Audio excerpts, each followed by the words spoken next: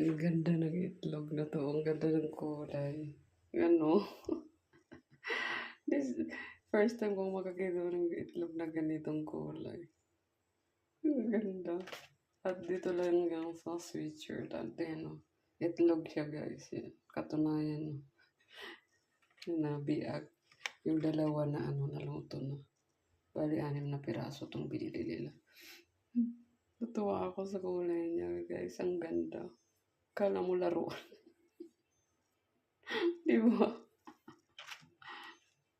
Rainbow. Wow. Parang gusto ko siyang i-save. Kaya lang mabibiyak yata ito. Ang ganda ng kulay niya. Ganito ba talaga ito nung lumabas sa manok o ano? Oo.